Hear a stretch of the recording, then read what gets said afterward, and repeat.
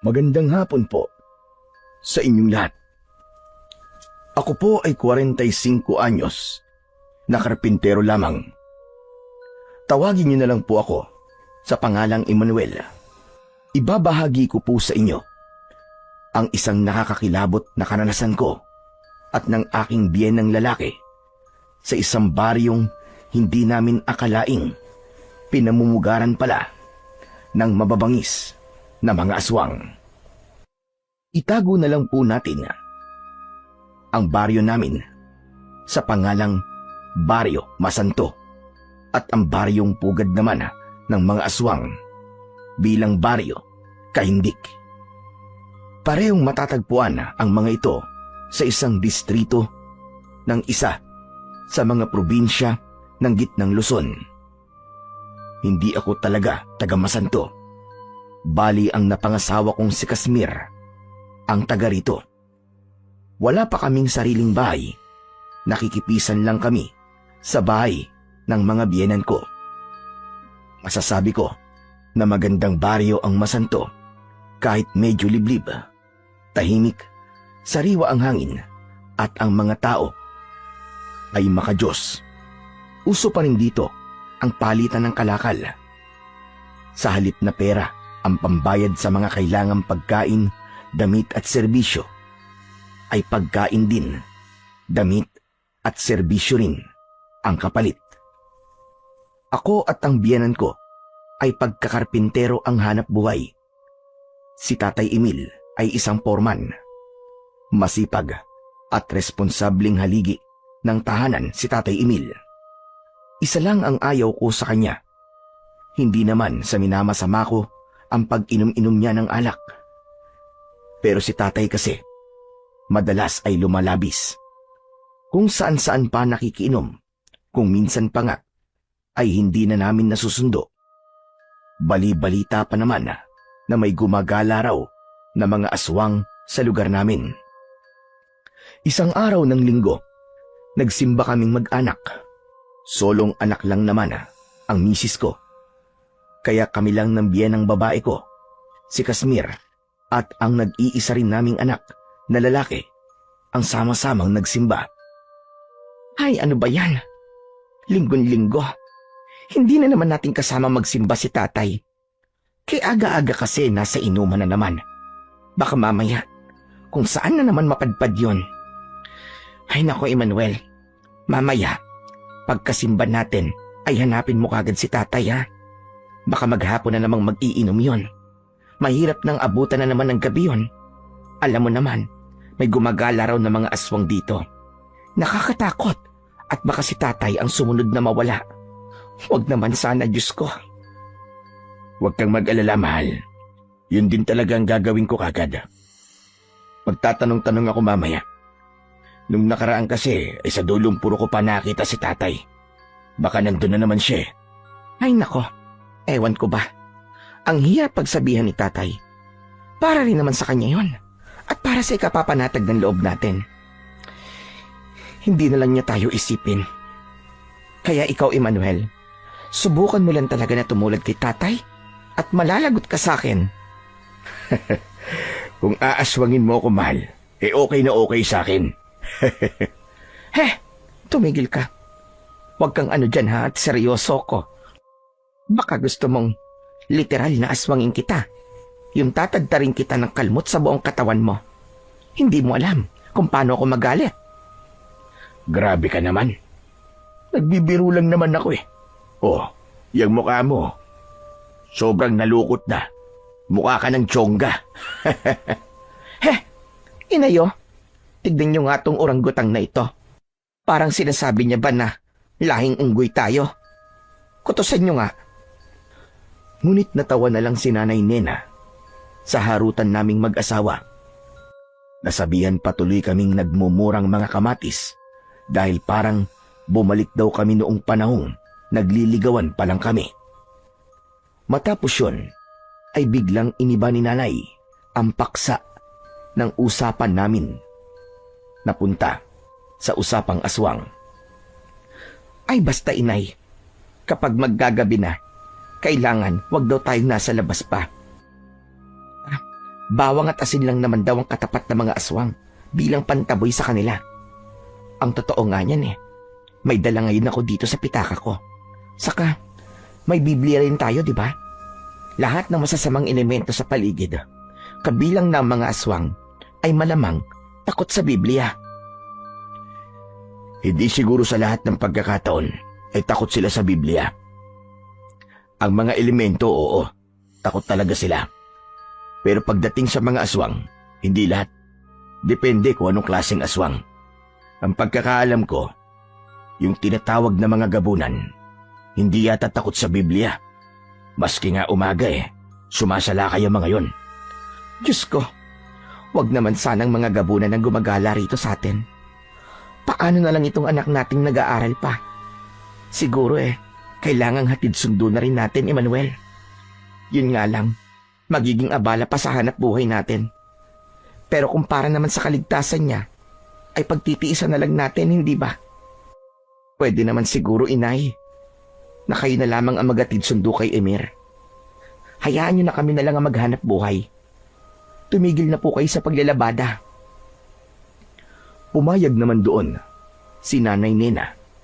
Makaraan ay nabanggit niya si Father Ronald, ang nag-iisang pari sa Baryo Masanto.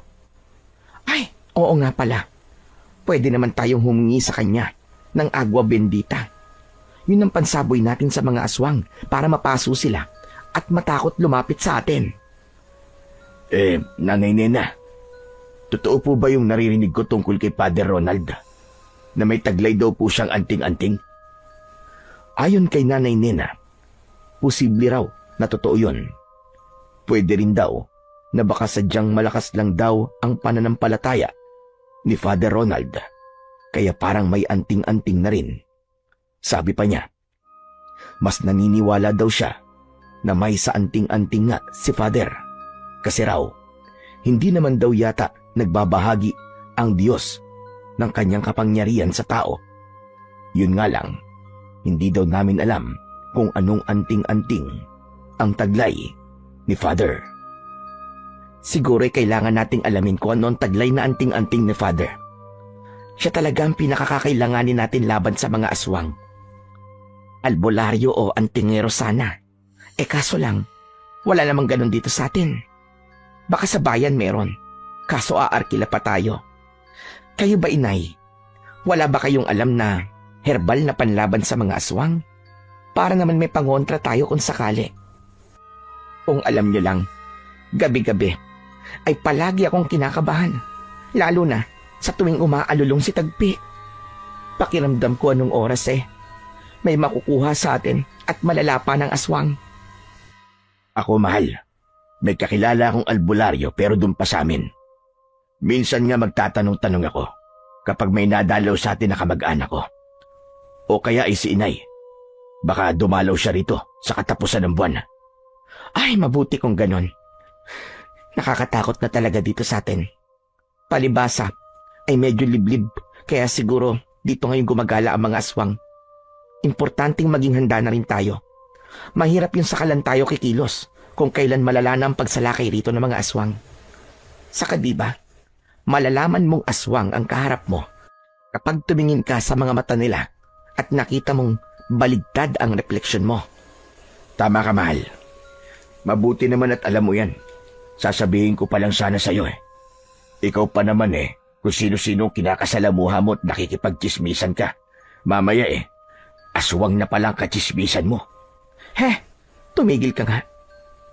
Nakikipaghuntahan lang ako, hindi ako nakikipagchismisan. Saka, iwas na rin kaya ako sa mga dayong nagpupunta rito. Hindi ako basta-bastang nakikihalubilo sa kanila. Di mabuti kung ganun. O siya, ito na pala ang simbahan. Pumasok na tayo. Nang nagsisimula na ang misa, habang tumatagal, ay napapansin kong dumadalas ang pagsulyap sa akin ni Father Ronald.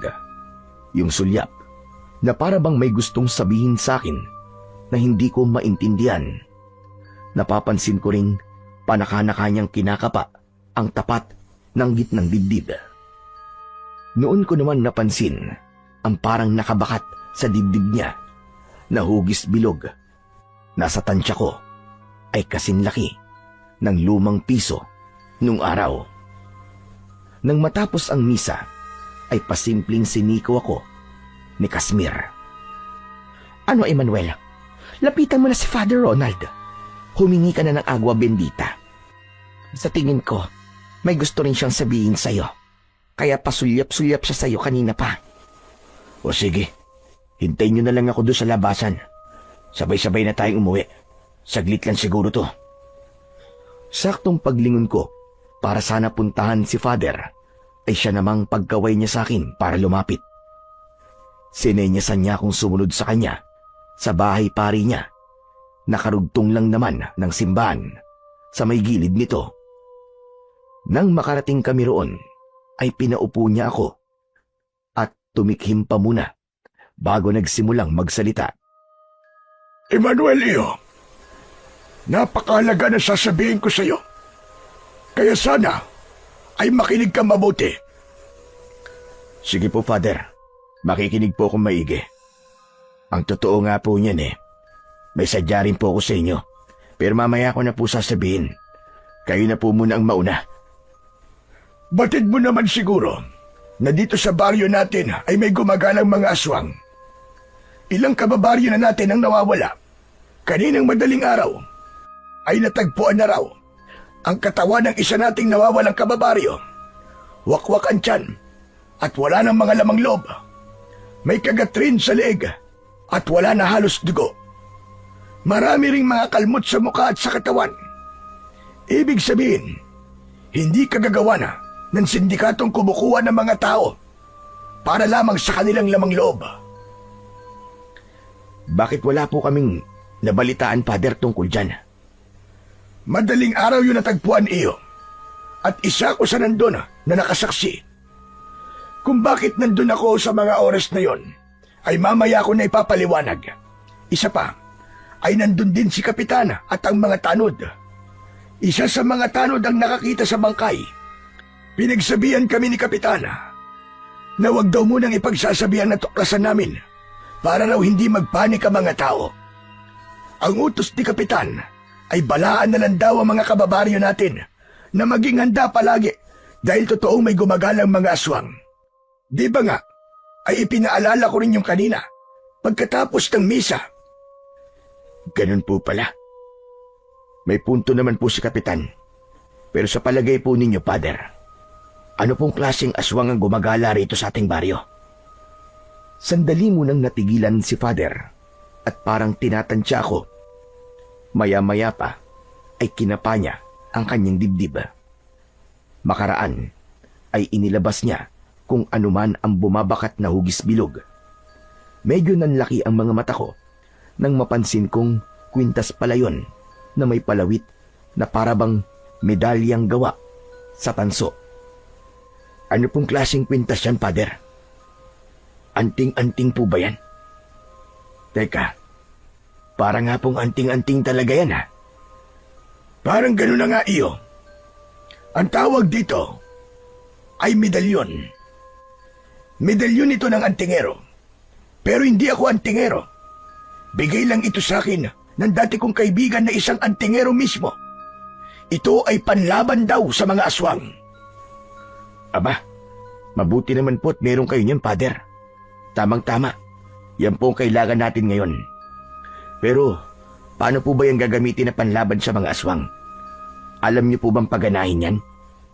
Oo, alam ko.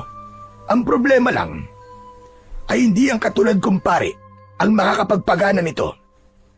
Ang taglay nitong kapangyarihan ay hiwalay sa Espiritu ng Diyos. Hiwalay sa Espiritu ng Diyos? Ano pong ibig niyo sabihin, Father? Ang taglay kasing kapangyarihan ng medalyong ito ay hindi natural na nagbuwat pa sa Panginoong Diyos iyo. Ito ay buwat sa kalikasan. Natural na lumalabas kapag may mga elemento ng dilim sa paligid na nakahihigit kaysa sa puwersa ng kabutihan. Kapag alagad ng Diyos ang gagamit nito, hindi ito lubusang gagana dahil makukontra ito ng banal na Espiritu ng Panginoon. Kumbaga nalilimitahan ang kapangyarihan nito. Ganun po pala. Ibig sabihin po, para lubusang gumana yan. Ay, teka po pala, Father. Huwag niyo pong sabihin, yan ang dahilan kung bakit kinakausap niyo ako ngayon. Bahagyang ngumiti si Father Ronald at marahang tumango-tango. Tama ka, iyo. Ito nga ang dahilan kung bakit kita tinawag dito. Ibibigay niyo po ba sa akin yung medalyon ng antingero? Hindi talaga ako makapaniwala ng pagkakataong yon sa pinupunto ni Father Ronald. Titig na titig ako sa hawak niyang medalyon na ewan ko ba kung bakit ang pakiramdam ko ng mga sandaling yon ay para bang ang gaan ng loob ko rito. Para ring nasabik ako bigla na mahawakan ito. Yung para bang pakiramdam na ikaw ang dating nagmamay-ari ng medalyon. Oo, Emmanuel, tama ka. Ibibigay ko nga sa'yo ang medalyon na ito. Pero bakit sa akin po, Father? Sigurado ba kayong ako po ang karapat-dapat na pagbigyan ninyo yan? Baka po may iba pa pong mas karapat-dapat kaysa sa akin. Tila natutuwang napangiti si Father sa sagot ko. Pinakatitigan pa niya ako bago sumagot. Alam mo, iyo, hindi siya ako ang pumipili sa'yo. Mas tamang sabihin itong medalyon mismo ang pumipili sa'yo. Ito ang nakakaalam kung sino ang karapat-dapat. Oh, ang medalyon ang pumipili sa akin? Paano pong ganun, Father? Hindi ko po yata maintindihan . Sabi ko nga kanina, may puwersa ang medalyon na ito na nakokontra ng banal na espiritu ng Panginoong Diyos. Hindi naman lahat ay nakokontra. Nararamdaman ko pa rin ang ibang puwersa nito. Isa na nga roon, ang enerhiyang inilalabas nito na siyang nagtuturo sa akin kung sino ang pinipili nitong dapat pagbigyan ng medalyon. Matagal ko nang hinahanap kung sino ang napili. Pero kanina ay nakita ko na ang senyales sa'yo. Ano pong senyales, Father Ronald? Alam mo, ang katawan nating mga tao ay may tinatawag na natural na liwanag na hindi basta-basta nakikita o napapansin. Kusa natin itong inilalabas. Mientras, mas ginagabayan tayo ng positibong enerhiya at ng enerhiya ng kabutihan sa puso at pagkatao natin. Ang natural na liwanag ng katawan ay mas lumalakas. Sa ganang akin, ay hindi ko naman sana mapapansin ang tindi ng taglay mong liwanag. Pero sa tulong ng kapangyarihang taglay ng medalyon, ay madali ko lang nakikita. Ngayong araw nga, ay nakikita ko matinding liwanag ng katawan mo. Kaya po pala, patingin-tingin kayo sa akin kanina. Yun na po pala yun. Pero bakit ako po, Father? Hindi ko po makita ang sinasabi niyong liwanag ng katawan ko. Sabi ko nga, ako lang ang nakakakita sa tulong ng enerhiya ng medalyong ito. Pero sigurado kong may nararamdaman kang kakaiba sa katawan mo sa mga sandaling ito. Nararamdaman mo bang parang naglalabas ng kakaibang init ang katawan mo? Natigilan ako saglit at pinakiramdaman ang sarili ko. Maya-maya ay nanlaki ang mga mata ko sa pagkamangha ng mapagtantong meron nga. Meron nga po, Father. Mainit-init nga po ang pakiramdam ko sa katawan ko ngayon. Para pong may sumisingaw mula sa akin. Ngayon, ay tignan mo namang maigi itong medalyon. Wala ka bang napapansin? Pinakatitigan ko naman ang hawak na medalyon ni Father. Nanlaki naman ang mga mata ko nang may mapagtanto. Aba, ngayon ko lang po napansin. Medyo nagliliwanag po pala yung medalyon, Father.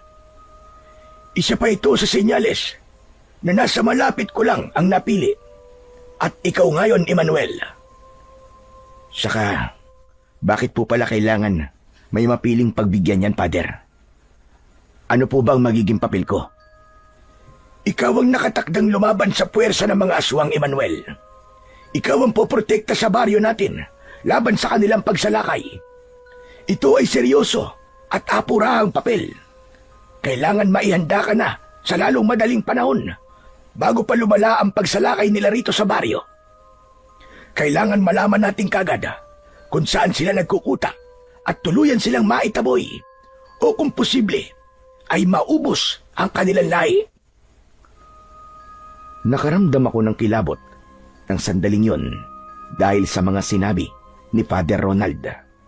Hindi ko lubos maisip ang sarili ko na nakikipaglaban ako sa grupo-grupong mga aswang. Oo nga, at hindi ako takot sa mga aswang. Pero ang palaging mapapalaban sa kanila ay ibang usapan na. Natatakot ka ba, iyo? Hindi naman po sa natatakot ako, Father. Nabigla lang po ako at syempre po, kinakabahan kahit papano. Hindi pa po kasi ako aktual na nakakakita ng mga aswang. Wala pa po akong karanasan sa pakikipaglaban sa kanila. Hindi problema yan, iyo.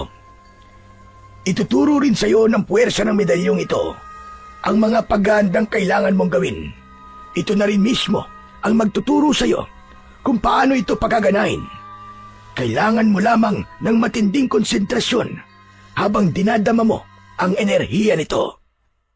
Ganun po ba? Paano po, Father, kung halimbawang hindi ko po muna tanggapin siya ngayon? Mapupunta po ba yan sa iba? Hindi naman sa pilitan ang pagtanggap dito, iyo.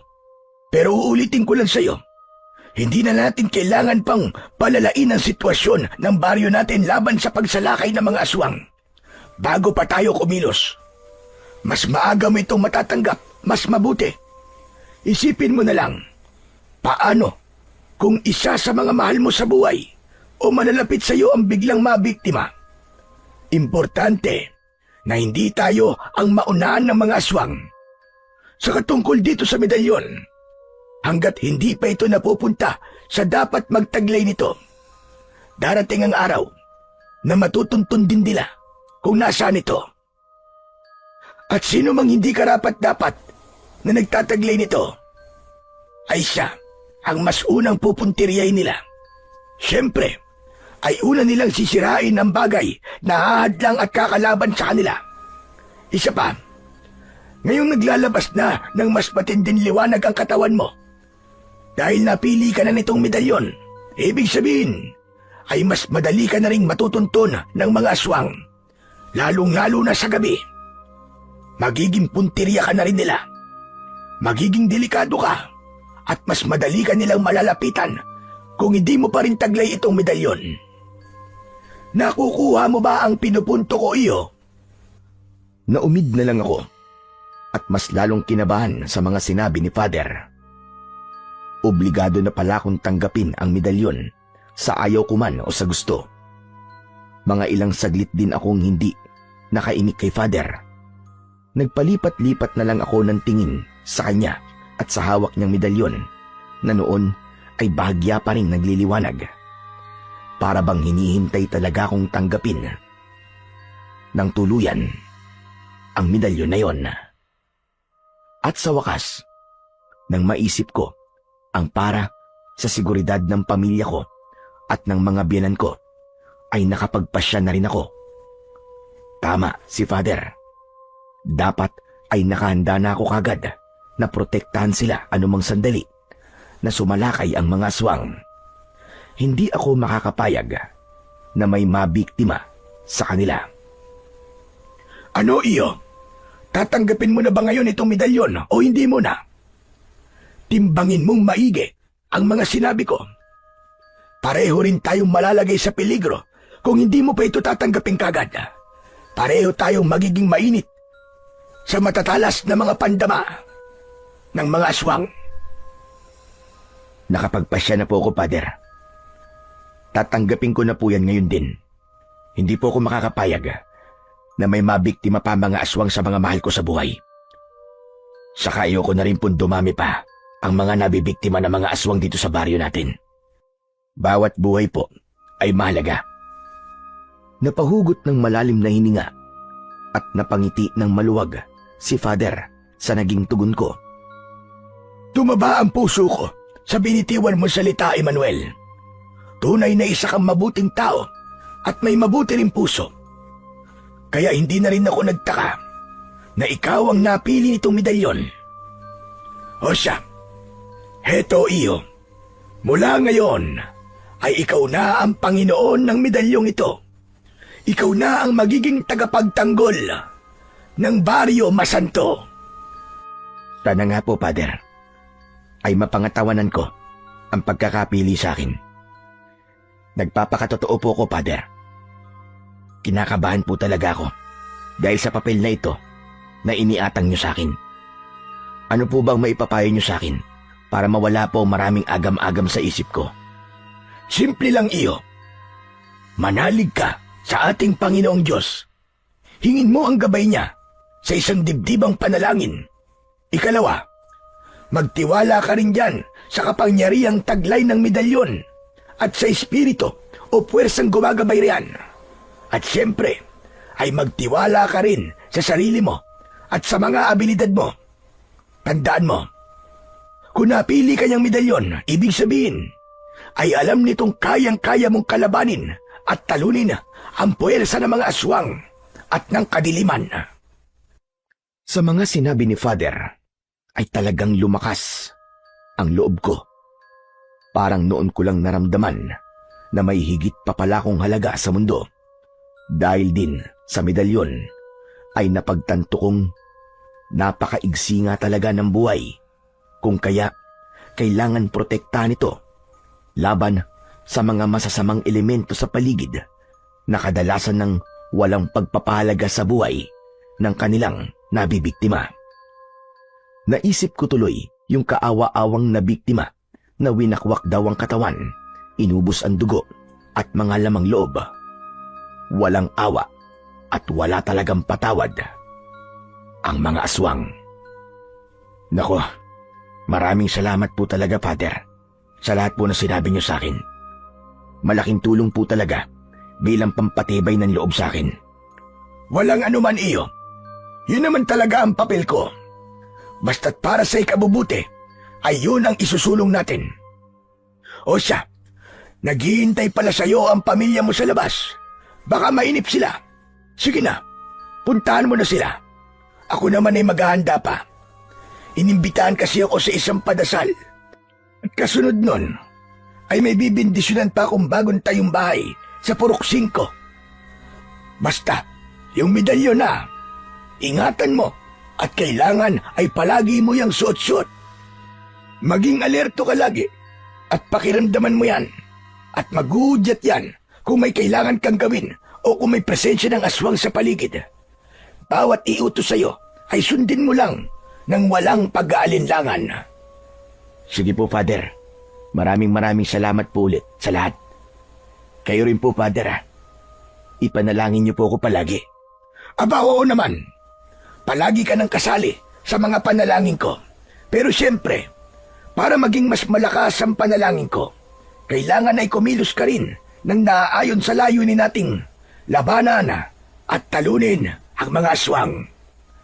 Opo. Sige po, Father. Aalis na po ako. Salamat po ulit. Isinuot ko na ang medalyong bigay sa akin ni Father bago ko tuluyang lumakad palayo at lumabas ng simbahan. Napansin ko pang biglang nawala ang bahagyang pagliliwanag ng medalyon nang lumapat ito sa akin dibdib. Habang naglalakad ako, ay nakaramdam ako ng kakaibang ginhawa. Para bang may kung anong hindi kaaya-aya ang natanggal sa buong pagkatao ko. Ay, sa wakas, dumating ka na rin. Sa tagal niyong nag-usap ni Father, pakiramdam ko nanggaling ka pa sa abroad. O ano, may pasalubong ba kaming Toblerone? Ikaw talaga, mahal. Palagi ka nalang exaggerated. Importante kasi yung napag-usapan namin ni Father. Kaya natagal lang kami. Hindi biro-biro ang napag-usapan naming dalawa. Ano ba kasing napag-usapan niyo? Ichika mo naman sa amin. Mamaya ko na sasabihin sa bahay. Tara na munang umuwi. Ay, si tatay pa pala. Hahanapin ko pa. Malamang nagrabe ng tama niya ngayon. Mahihirapan na naman akong buhatin siya. Ay nako, sige na nga. Ipaghahanda pa namin siya ng herbal na pangontra sa sobrang kalasingan. Kakainis talaga yan si tatay. Hindi na inisip ang kalusugan niya. Paano kung ma-stroke siya? O kaya ay magkasakit sa atay? Eh di dagdag gastusin pa natin kapag nagkataon. Ano nga ulit yung iniinom na para sa mga lasinggero? Libidad ba yun? Hindi. Liver aid pala. Mahal yata ang isang box nun ah. Oo, may kamahalan din yun. O siya, tara na. Bilisan na nating umuwi at nang makapagbihis na kagad ako. Nakakahiya namang hahanapin ko siya sa suot ko ito. Nakapangsimba pa ako. Pagka-uwi nga namin at pagkabihis ko ay agad na akong nagpaalam para hanapin si Tatay Emil. Teka mahal, wala ka na ba talagang balak sabihin sa akin kahit saglit lang kung ano na pag-usapan niyo kanina ni Father Ronald? Ang ginawa ko ay ipinakita ko na lang kay Kasmir ang suot kong medalyon. Ano yan? Bakit meron ka dyan? Hoy, ikaw ha? Baka mamaya kung ano na yan ha? Baka mamaya galing yan sa mangkukulam o espiritista. Hubarin mo nga yan. Naku mahal, hindi ko to pwedeng hubarin. Delikado. Bigay to sa akin ni Father at ito ang mahalagang pinag-usapan namin kanina. Paano delikado naman yung pinagsasasabi mo? Hoy, Emmanuel ha? Parang kinakabahan naman ako sa'yo at sa medalyon na yan. Saka bakit ka naman bibigyan ni Father ng ganyan? Ano bang meron dyan? Mamaya ko nasasabihin sa'yo ang lahat pag uwi namin ni Tatay. Mahabang paliwanagan pa ito Matatagalan pa tayo kung ngayon ko sasabihin sa'yo. Unahin na muna natin si Tatay. Ang tungkol dito ay makapaghihintay pa naman Ay nako, bahala ka na nga. Sige na, umalis ka na. Siguraduhin mo lang na ligtas kay makakauwi kagad ha. Kapag pati ikaw ay dumating dito na lasing at inabot kayo ng gabi, ay nako, malilintikan ka talaga sa akin. Huwag mo akong susubukan, Emmanuel. At talagang magsisisi ka. Sandali ko pang sinuyo ang asawa kong si Kasmir bago ko tuluyang umalis ng bahay para hanapin si Tatay Emil. Una ay sa mga kapitbahay ako nagtanong-tanong pero hindi raw nila nakita si Tatay. Ikalawa ay nagtuloy na kagad ako sa dulong purok kung saan huli kong sinundo noon si Tatay. Pero kahit doon ay wala siya at wala rin namang nag-iinuman. Nang pabalik na ako, ay naisipan kong pumunta sa Purok 5 kung saan nakita ni Father Ronald ang bangkay daw ng isa naming kababaryo na winakwak ng aswang ang katawan. Doon ay may lamay nga, pero wala namang nag-iinuman. At nang magtanong ako tungkol kay Tatay, ay hindi rin naman daw nagawi roon. Doon na ako nag-alala para kay Tatay. Pambihira. Kahit saan ay parang wala si Tatay Nasaan na kaya siya? 2 purok na lang ang hindi ko pa napupuntahan. Sana naman ay mahanap ko na siya. Hindi pwedeng nakuha na rin siya ng mga aswang. Kaya aga-aga pa. Ay, hindi pala nasagot ni Father ang tanong ko kanina kung anong klaseng mga aswang ang gumagala rito sa baryo. Paano kung gabunan nga? Lagot, nalintikan na. Delikado na talaga si Tatay. Kailangan kong bilisan ang pagganap. Teka, anong oras na ba? Aba, patanghaling tapat na pala. Makauwi na nga muna at makapananghalian. Itutuloy ko na lang kagad ang pagganap ko sa kanya pagkapananghali ko. Para hindi na ako tanong-tanungin pa ni Kasmir mamaya. Siguro sasabihin ko na lang sa kanya kunwari na nasa purok sa si Tatay at susunduin ko na lang mamaya. Ganun na nga ang nangyari. Kaya habang nanananghalian kami, ay hindi na nagtanong pa sina Kasmir at Nanay Nena. At pagkapananghali naman, pagkatapos kong saglit na magpahinga, ay nagpaalam na ulit ako para sunduin si Tatay. Habang sa daan ay nakasalubong ko si Andres, nangising-ngisi at medyo nakaismid. Nasa mga mata nito ang pangmamata. Kaedad ko lamang si Andres. 45 anyos din.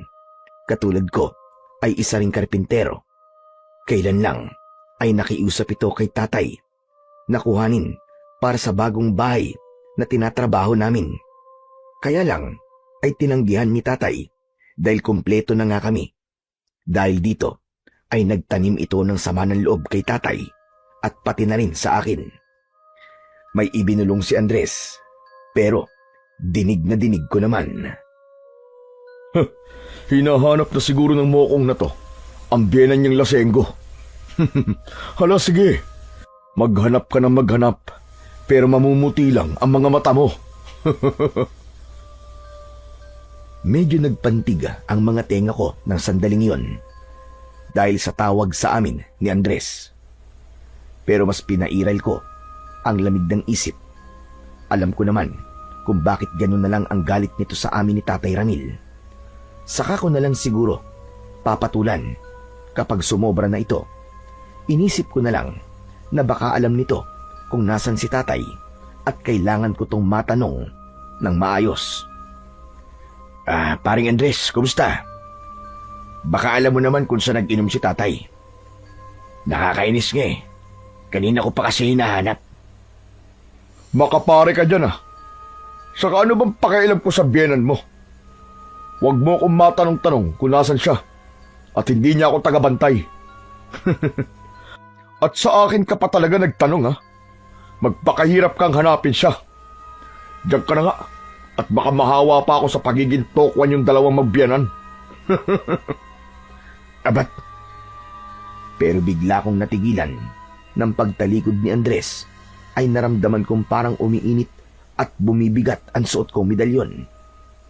Takang nakapako ito at naalala ang sinabi sa akin ni Father Ronald na mag-concentrate kapag may kakaiba kong nararamdaman sa medalyon. Nakalayo na si Andres nang parang may bumulong sa isip ko na may kakaiba raw kay Andres. Kasunod nito ay parang nakaramdam ako ng kakaiba rin at mabigat na enerhiya galing sa kanya. Ano kayang enerhiya yon? Enerhiyang galing sa puwersa na kasamaan? Aba, mukhang dadagdag pa yata siya sa makakalaban ko maliban sa mga aswang. At may bumulong pa ulit sa isip ko. Anak nang, hindi pwedeng may mangyaring masama kay Tatay Emil. Kailangan mahanap ko siya kagad ha. Pero saan ko siya ipagtatanong? Teka, baka may makasalubong pa akong may alam kung saan nang galing si Andres. At may nakasalubong nga akong isang matandang lalaki na kamag-anak mismo ni Andres, si Mang Tasyo. Mang Tasyo, saan ho kayo nang galing? Ayon sa matanda, ay sinundan daw nito si Andres dahil yun daw ang bilin dito ng asawa ng huli. Sa madaling sabi, ay pinamamanmanan daw dito si Andres. Saan ho ba nang galing si Andres? Saka, nakita niyo po ba si Tatay Emil? Sa baryo Kaindik daw pumunta si Andres. May kinatagpo raw ito roon sa isang malaking abandonadong bahay.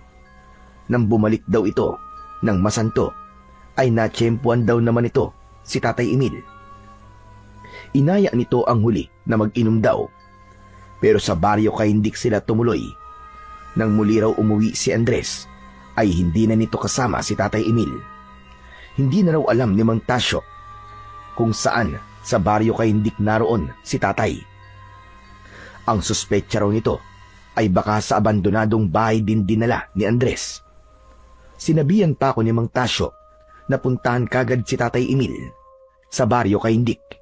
Hindi raw maganda ang kutob nito dahil nang umuwi si Andres ay kakaiba raw ang pagkakangisi na parabang naiba raw ang pagkatao nito. Dinagdag pa nito na parang may kakaiba rin daw sa baryo Kaindik. Ang ibang taga roon daw ay kakaiba kung tumitig sa mga hindi taga roon. Kakaiba raw kung magmasid. Sige po. Salamat po ng marami, Mang Tasyo. Pupuntahan ko na po kagad si tatay at baka kung ano pang mangyari sa kanya roon. Talagang nagmadali akong kumilos. Paano ay hindi rin maganda ang kutob ko. Naudyok na rin ng medalyon ko. Kailangan kong bilisan na mapuntahan kagad si tatay. Ang Andres na yun. Kapag may nangyaring masama kay tatay, ay malalagot talaga siya sa akin. Pagbabayarin ko siya. Saka, Ano nga kayang meron sa baryo kay Indik na tulad ng sinabi ni Mantasio? May sindikato kayang gumagala ron? Pero imposible namang may mga has na dumukot kay tatay kung sakali mang sindikatong nangunguha ng laman loob ang gumagala ron. Ano namang mapapala nila sa laman loob ng isang matanda na at lasenggo pa? Pero paano pala kung aswang? Hindi. Basta. Kailangan ko na talaga magmadaling kumilos. Nang makarating ako sa baryo kay Indik, bungad pa lang ay nakaramdam na kagad ako ng kakaibang bigat sa aking dibdib dahil sa suot kong medalyon. Pagkakapako nga nito ay binulungan kagad ako nito sa isip ko. Ha? Ano? Balwarte rito ng isang grupo ng mga aswang? Naku po, nalinti ka na. Lagot kami ni tatay. Ano ngayon ang gagawin ko? Hindi ko to inaasahan. Basta, kailangan ko maging kampante lang at huwag magpapahalatang kinakabahan ako. Kailangan, bago pa sumapit ang pagkagat ng dilim, ay mahanap ko na kagad si tatay at mailabas sa baryong ito. Naalala ko ang sinabi ni Mang Tasyo at yun din ang ibinulong sa akin ng medalyon. Yung abandonadong malaking bahay raw ang una kong dapat na hanapin. Anak ng putya, oh. Saan banda kaya ang abandonadong bahay na yun? Teka, hindi dito sa highway dapat ako unang maghanap. Sa mga kasulok-sulukan ako mag-uumpisa. Bale ang medalyon ko ang nagsilbi kong kompas para mahanap ang kinaroroonan ng abandonadong bahay at ang kinaroroonan na rin ni Tatay Emil. Pero dahil maluwang-luwang din ang sakop ng baryo kay Indik, ay medyo natagalan ako. Napansin ko noon na malapit na ring lumubog ang araw. Kinakabahan na ako noon at pinagpapawisan na ng malapot hanggang sa bigla akong natigilan nang makaramdam ako ng kakaibang lamig sa paligid.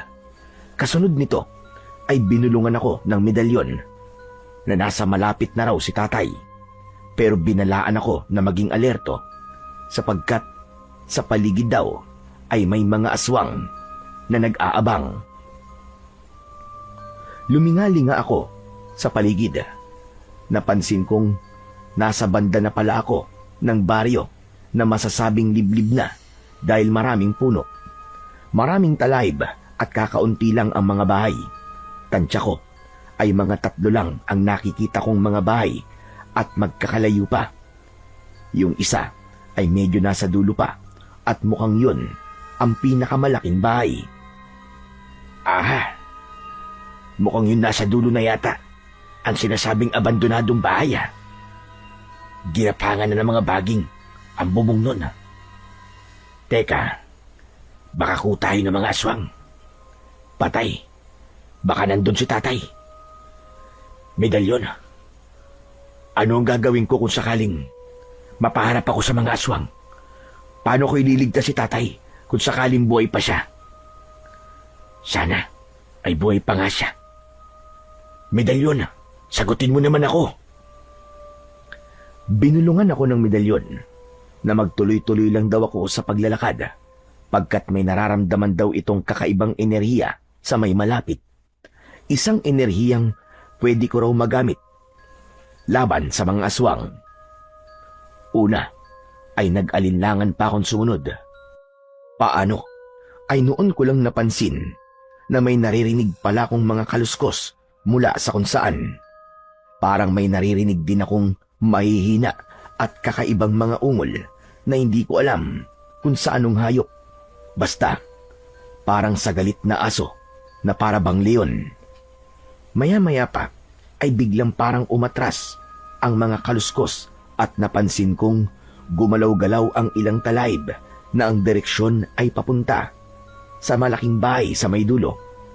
Sa isang banda pa, pagbaling ko ay parang may nakita akong buntot ng kung anong hayop na sumuot sa talayban.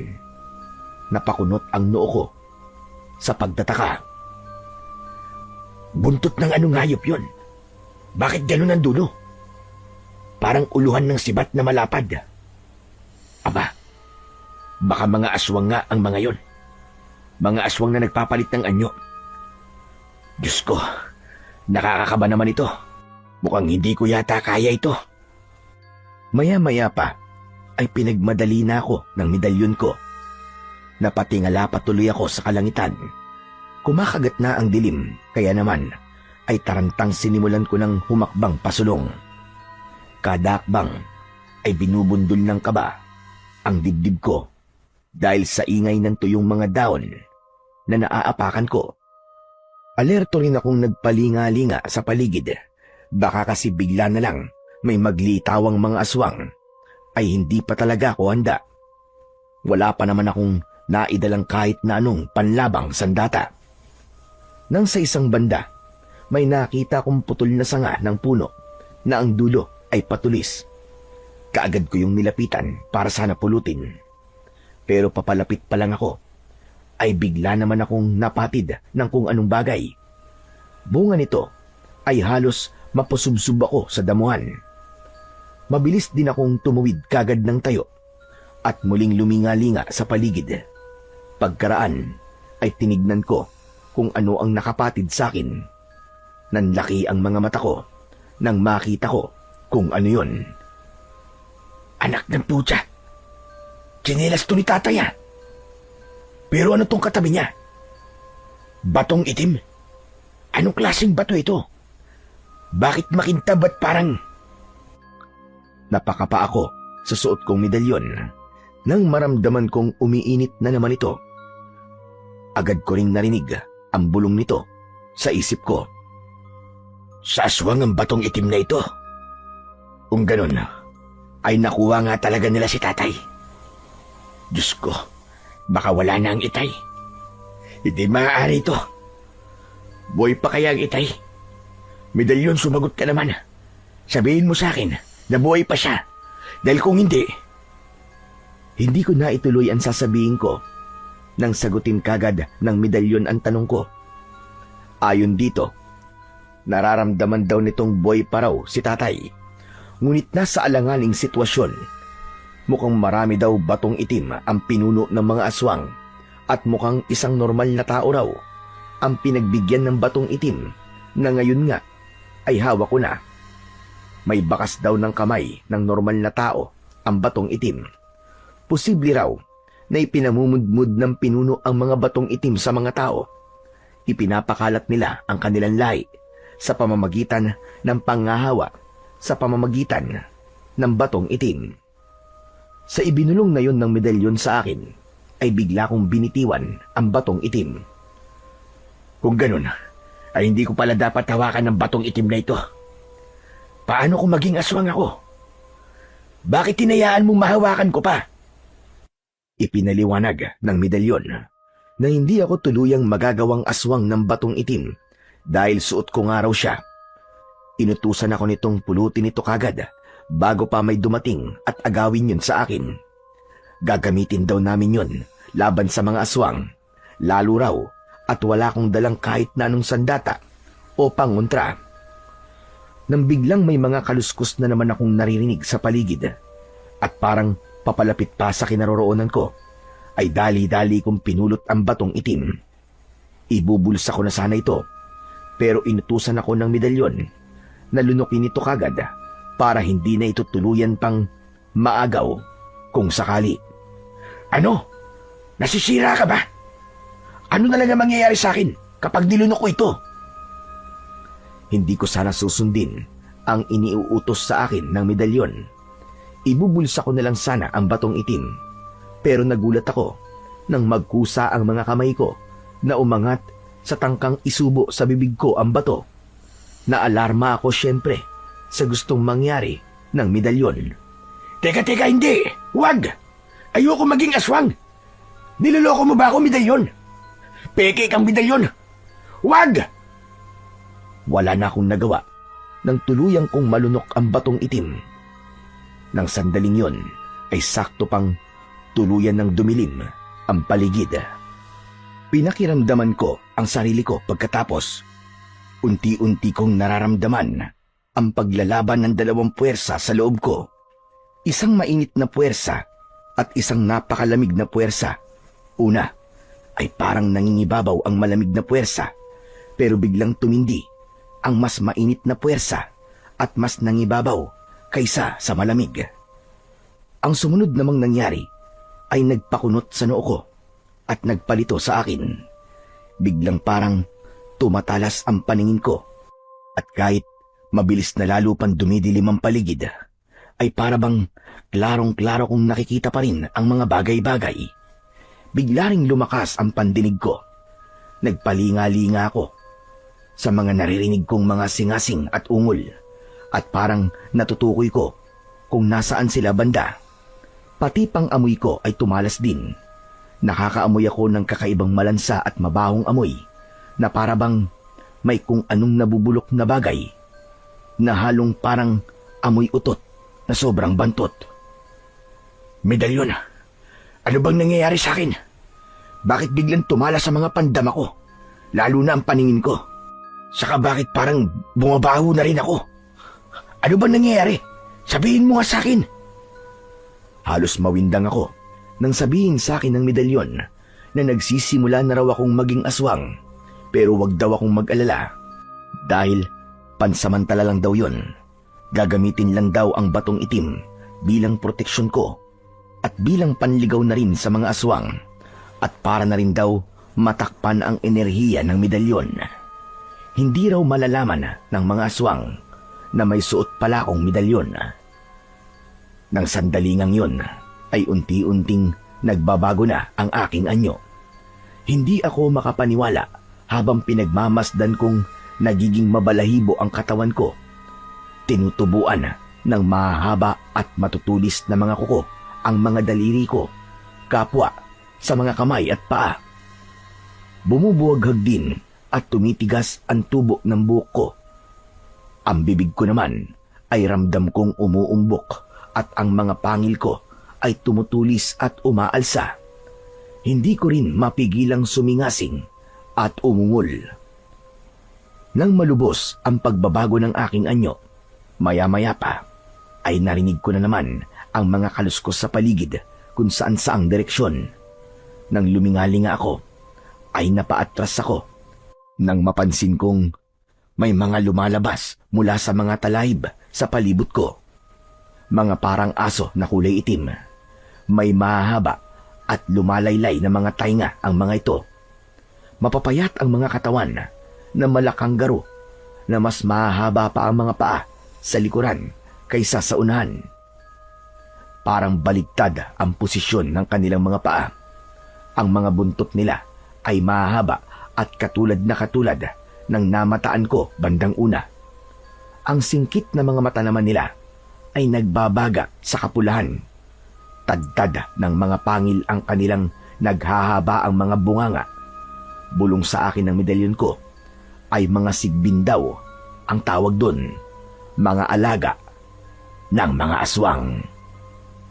Biglang umalulong sa nakakakilabot na paraan ang isa sa mga ito na pinakamalaki. Makaraan ay nagsimula itong unti-unting lumapit sa akin. Bulong sa akin ng medalyon ko, kampante lang daw dapat ako at huwag magpakita ng kahit na anong senyales ng takot. Ipinaalala rin sa akin na isa na akong aswang, kaya wala daw akong dapat na ikatakot sa mga sigbin na nakapalibot sa akin. Inamoy-amoy ako ng mukhang lider ng mga sigbin. Makaraan ay para bang meron tungkong anong isinenyas sa mga kasama niya. Pati ako ay parang sinenyasan na sumunod dito. Susunod na sana ako sa grupo ng mga sigbin na yon nang walang ano-ano ay may kaluskos na naman akong narinig sa paligid. Pagbaling ko ay nakita ko ang isang aswang na papalapit sa akin. Naningkit ang mga mata ko nang parang pamilyar sa akin ang mukha nito. Hindi ako maaaring magkamali.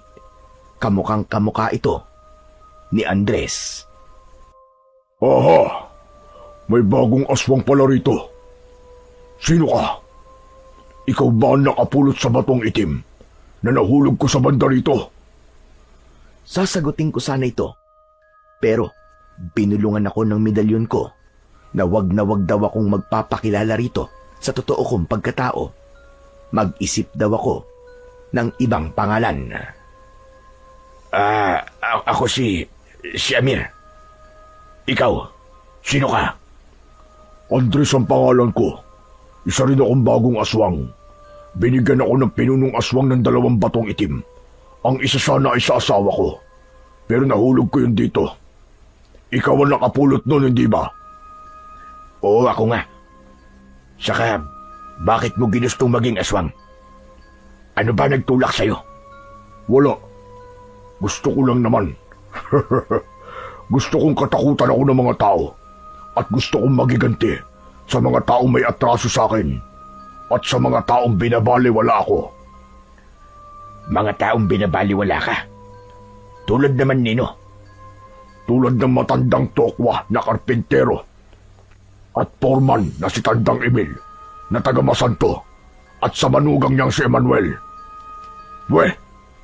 Teka pala. Bakit kahawig mo ang Emmanuel na yon? Parehas na parehas din kayo ng suot. Ganyan-ganyan ang suot niya nang makasalubong ko sa kaninang umaga pa. Tama! Si Emmanuel Cano! Hindi, nagkakamali ka. Hindi ako si Emmanuel. Amir ang pangalan ko. Baka nagkataon lang na magkawig kami. Saka aswang din ba ang Emmanuel na yon? Oo nga no. Imposibleng may dugong aswang yon. Palasimba nga pala yun. Ikaw pala. Bakit mo naman ginustong maging aswang? Simple lang, Andres. Dahil gusto kong pagbayarin ang dapat na pagbayarin. At ubusin ang dapat ubusin. Aba, gigil na gigil ka talaga. Gusto ko yan. Magkakasundo tayo. O siya, tara na sa kuta. Doon lang sa bandaron, sa abandonadong bahay. Nakapaghatid na rin ako doon ng isang tao na gagawin din nilang bagong aswang na tulad natin. Alam mo ba kung sino ang dinala ko? Walang iba, kundi ang minalas na lasinggero si Tandang Emil. 13 tao ang kailangan kong idala sa kuta. Ikaw rin. 13 rin ang ipapatrabaho sa'yo at dadalhin mo sa kuta. Kapag nakakompleto ka na ng 13, ay bibigyan ka ng pinuno ng mas malakas pang batong itim. Kaya pag-usayan mo. Ganun pala. Kung ganun, sinong susunod mong dadalhin sa kuta? Siyempre, ay iisa-isahin ko ang pamilya ni Tandang Emil at ang pamilya ng tukmol na kahawig mo. Bali 4 din sila. Ang isusunod ko ay si Father Ronald na kinaiinisan ko sa tuwing makakasalubong ko. Palagi na lang tungkol sa Diyos ang bukang bibig ng buang na yun. Nakakarindi na. Ang 7 natitira siguro ay mga taong palasimba na lang din. Ahente na ako ngayon ng kasamaan. Kaya mga palasimba ang pupuntiryahin ko. At isasama ko na rin pala si Tandang Tasyo. Nahuli ko kasi kanina na bumubuntot pala sa akin. Utos pa ng asawa ko. Akala naman nila ay magtatagumpay sila sa plano nila sa akin na magpakabuti.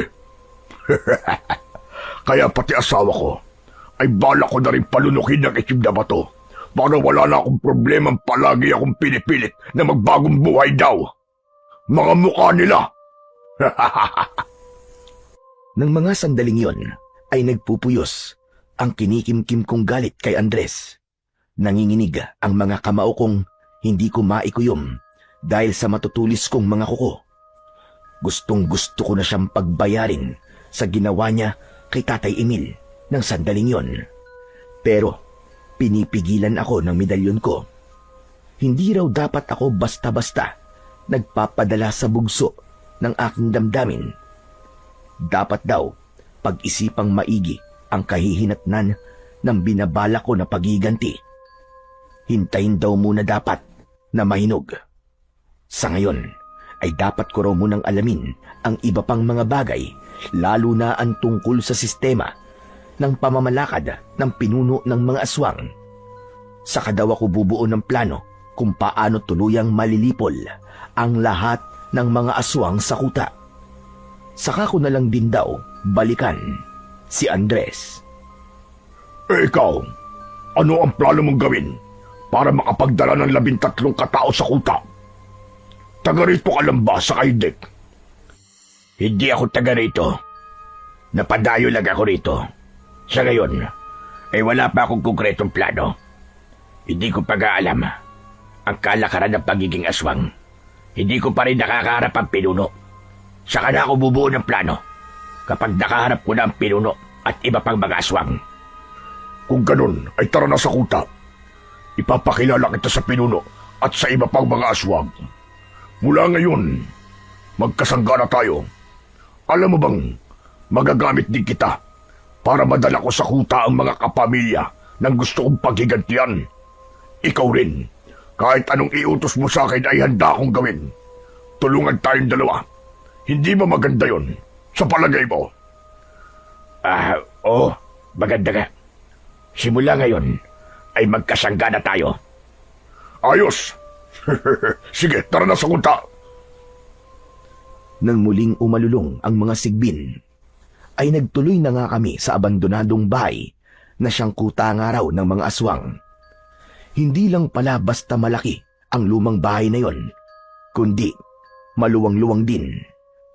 May ikalawang palapag pa. Walang kaaliw-aliw sa loob ng bahay na yon. Mauunawaan naman dahil puro mga aswang lang ang naglalabas-masok doon na matatalas ang mga paningin sa dilim. Iginala ko kagad ang paningin ko sa pagbabaka sakaling mamataan ko kung nasaan naroon si Tatay Emil. Ngunit ni anino niya ay hindi ko makita. Kaya nga pala, Andres, saan dito dinadala ang mga taong gagawin bagong mga aswang? Mausisa ka pala at mukhang atat na atat ka ng magdala. Huwag kang mag-alala. Ipakikita ko rin sa iyo kung saan banda. Pati kung saan kinakatay ang ibang mga tao na hindi kwalipikadong maging bagong aswang. Kung gusto mo, ay ipapakita ko rin sa iyo. Doon magandang tumambay at panoorin kung paano brutal na nilalapa ng mga tulad dating aswang ang mga kaawa-awang mga nilalang. Tiyak na matatakam ka rin doon. Pwede ka rin magpresentang manlapa kung nagugutom ka na. Lahat naman ng aswag dito ay mararasyonal ng sapat na sariwang mga dugo, puso at mga laman loob. Medyo nandiri ako at parang gusto kong masuka sa mga sinabi ni Andres. Kahit siguro aswang na rin ako, ay hindi ko gagawin ang manglapa ng tao, uminom ng kanilang dugo at kumain ng kanilang mga lamang loob. Pero una muna, ipapakilala kita sa pinuno. Sandali lang at malapit na tayo. Naroon sa bale sa master's bedroom ng bahay na ito. Pero binabalaan kita. Mag-iingat ka sa pagsasalita mo sa harap ng pinuno. Maski kapwa niya aswang ay nilalapa rin niya kapag hindi niya nagugustuhan ang pagkatao mo. Dapat ay magpakita ka sa kanya ng kaagasan at gawin mong mabalasik ang itsura mo. Dito sa kuta ay hindi pwedeng umakto kang parang santo. Tandaan mo, astang demonyo ka dapat dito.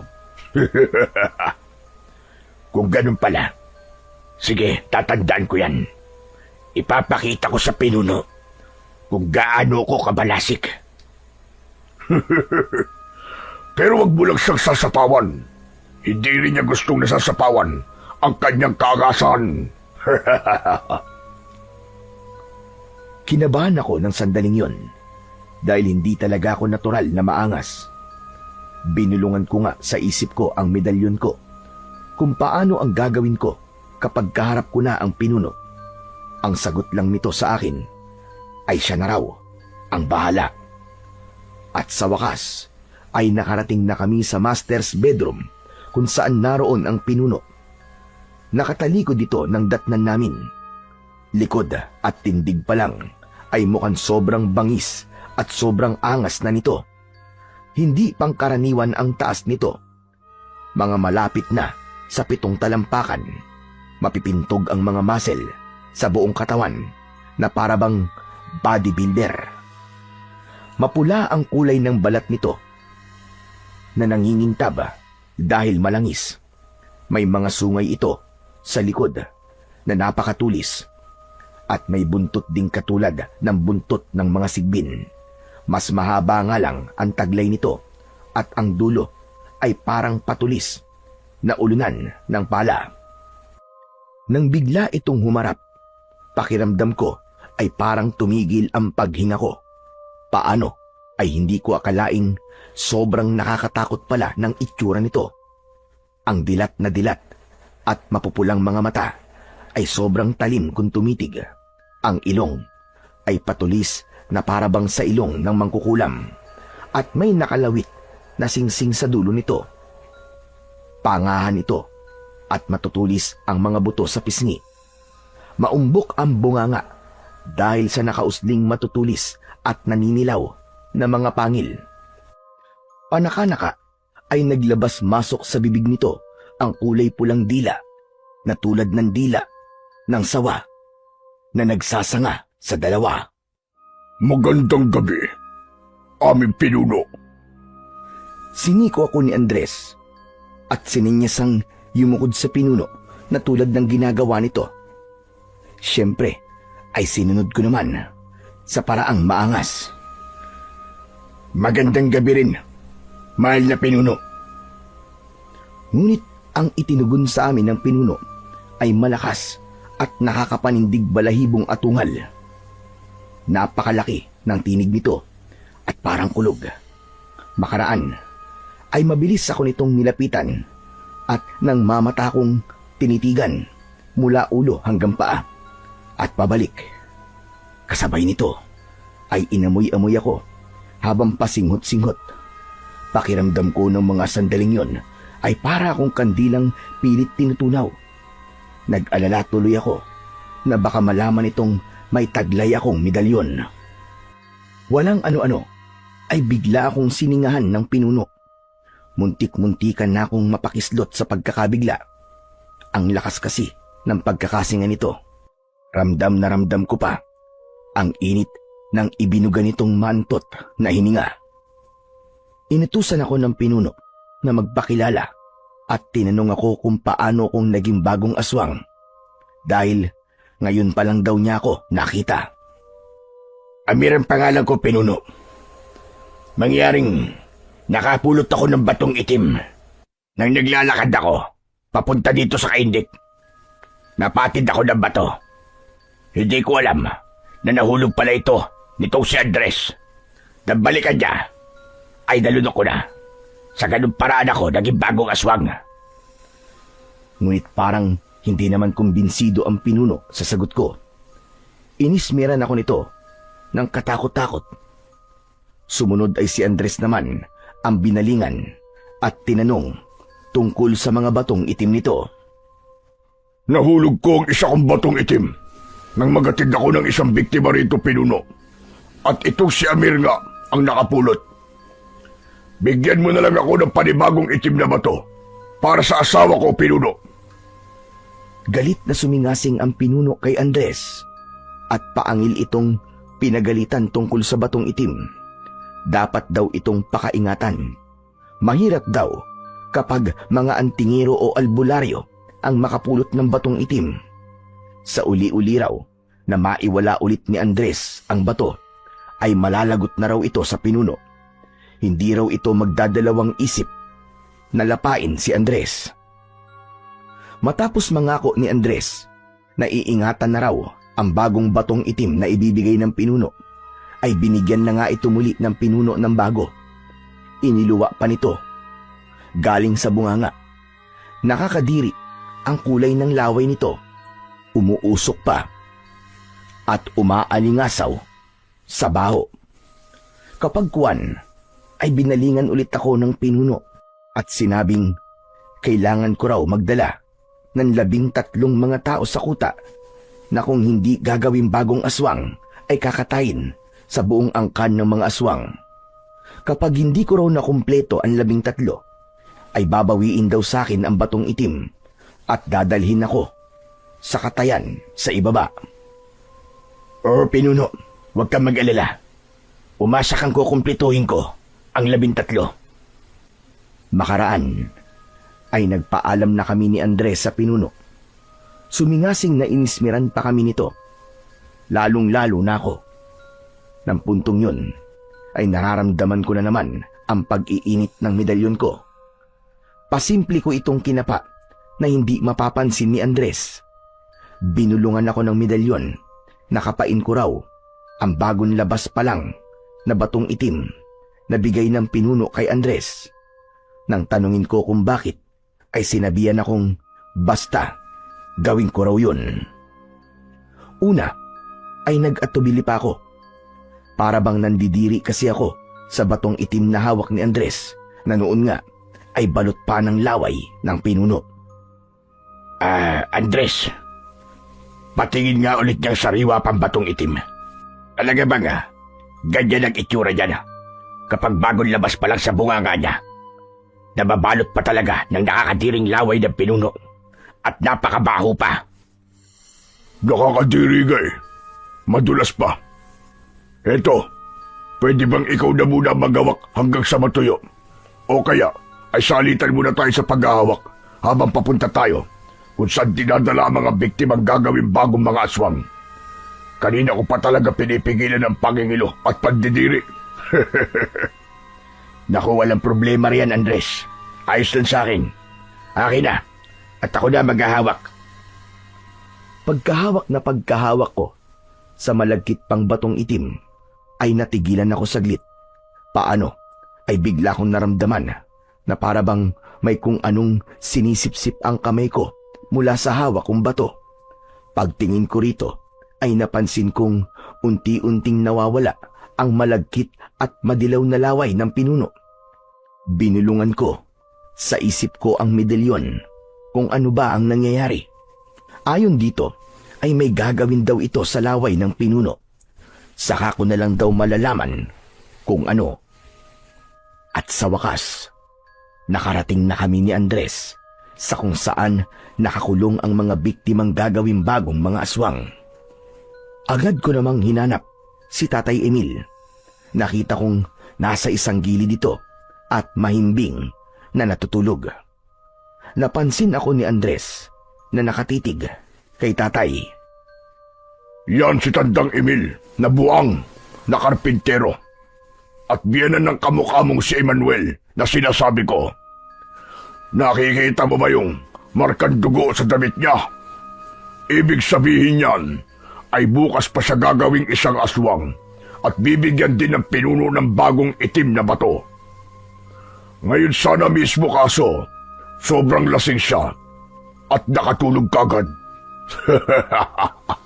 Kawawang matanda, magiging aswang na rin, kapares natin. Naririnig ko ang sinasabi ni Andres, pero hindi sa kanya nakatutok ang pansin ko. Sa halip ay inililibot ko ang aking paningin sa kabuuan ng silid na yon na pinagkukulungan kina Tatay Emil. Inalam ko rin kung ilang aswang ang nagbabantay. Mga 2 at parehong malalaki ang katawan at mababalasik ang mga itsura. Lahat ng detalye ay tinandaan ko tulad ng ibinubulong sa isip ko ng medalyon ko. Sumunod ay dinala naman ako ni Andres kung saan kinakatay ang ilang biktimang tao. Sa unang palapag ito ng bahay, sa bandang parang bodega, nakatayan. Sobrang nangilabot ako sa mga nakita ko. Nakasabit ang mga wakwak na katawan ng mga tao na naliligo sa sariling dugo. Mga wala ng mga lamang loob. Sa isang banda, sa ibabaw ng isang malapad na pabilog na lamesang tinapyas na bato, ay halos masuka ko nang makita kong pinagtutumpok-tumpok doon ang mga lamang loob tulad ng atay, mga bituka at mga puso ng tao. Sa isang banda rin ay nakita ko ang ilang drum na puno ng dugo. Sobra talaga akong kinilabutan ng mga sandaling yon. Hindi ko lubos maisip na paano kung ako o si Tatay Emil ang mga kapamilya ko o si Father Ronald ang makakatay roon. Hindi ako makakapayag na mangyari yon. Kailangang matigil na ang karumal-dumal na gawaing ito ng mga aswang. Kailangan makaisip kagad ako ng paraan kung paano ko maitatakas si Tatay Emil at kung paano matatalo ang pinuno at ang buong hukbong ito ng mga aswang sa abandonadong bahay. O Amir, bakit para ka natitigilan dyan? Parang ang lalim yata ng iniisip mo. Nagulat pa ako sa biglang pagsasalitang yon ni Andres. Baka gusto mong dito maito ka. Sabihin mo lang at ipapaalam kagad dating kay Pinuno. Yung batong itim ko pala, mukhang tuyo na. Akin na, Amir. At maibulsa ko na. Mahirap na, baka maiwala ako pa ulit. Habang iniaabot ko kay Andres ang batong itim, ay nagulantang kami nang biglang may malakas na kakaibang alulong ang umalingaw-ngaw. Sobrang nakakapangilabot ang alulong na yon. Nagmumula ito sa ikalawang palapag ng bahay. Anong alulong na yun, Andres? Nakakakilabot. Naku, ang pinuno yun, Amir. Mukhang hindi maganda ang ibig sabihin ng alulong niyang yun. Babala yun na may nakapasok dito sa kuta natin na hindi dapat nakapasok. Humanda ka, Amir. Ang alam ko ay mapapalaban tayo nito. Baka may sugo ng antigero o arbularyong nakapasok dito. Natakot ako roon dahil mukhang nalaman na ng pinuno ang sekreto ko. Baka naramdaman ng pinuno ang suot kong medalyon nang makaharap ko ito. Binulungan ko ang medalyon ko kung ano na ang gagawin ko. Sinabihan ako nitong magtago muna sa isang banda. Kapain ito at mag-concentrate. Teka, saan ka mapupunta, Amir? Iihilang ako sandali, Andres. Hintayin mo lang ako riyan. Alerto ka at baka makaharap mo mismo ang kung sino mang nakapasok dito. Bilisan mo! Sobrang kabadong-kabado ako ng mga sandaling yon. Tumitindi na kasi ang mga komisyon. Nag-aatungalan ang mga aswang sa loob. Pati ang mga sigbin ay naglalabasan at kanya-kanyang ungol. Inaamoy-amoy ng mga ito ang paligid. Hinahanap ang pangahas na nakapasok na walang iba nga, kundi ako mismo. Nang magawa ko ng kapain ang medalyon at mag-concentrate, ay nakaramdam ako ng kakaiba sa sarili ko. Para bang dahan-dahan akong lumalaki at ang balat ko ay nagiging kulay pulang tulad ng balat ng pinunong aswang. Nagtatakang tinanong ko ang medalyon kung anong nangyayari sa akin. Sabi nito ay binago raw ako nito. Kinopya raw nito ang katauhan ng pinunong aswang sa pamamagitan ng nasipsip nitong laway ng pinuno kanina. Lumabas na raw ulit ako at magpanggap na pinuno. Lahat daw ng ibubulong nito ay isagawa ko kagad nang wala ng pag-aatubili pa. Buhay na raw namin ni Tatay Emil ang nakataya rito. Hindi raw kami makakatakas kung magkakamali ako. At binalikan ko na nga si Andres. Gulat na gulat pa ito nang makita ko. Agad itong yumukod sa akin. Mahal na pinuno, kayo pala. Ano ang dapat namin gawin? Kayong lahat na narito, bilisan nyo. Pumunta kayo sa itaas sa silid ko ron. Isang impostor ang nagpapanggap na ako. Sugo siya ng isang antigero. Nagtataglay siya ng medalyon ng antigero. Madali kayo. Bago pa siya magpalit tungo sa totoo niyang anyo. Lapain niyo siya hanggang mamatay. Pero, paano nangyari yung pinuno? Samantalang binigyan pa niyo ko ng batong itim kanina. Nasaan ang batong itim na ibinigay niyo sa'yo? Ibigay mo sa akin, pagkat yun ay peke. Ibinigay naman sa akin ni Andres ang bagong batong itim. Peke ito. Sige na, bilisan nyo. Umakyat na kayo. Hindi pwede makatakas siya. Bilisan nyo. At susunod kagad ako. Magbabayarin ko ang pangas na yun.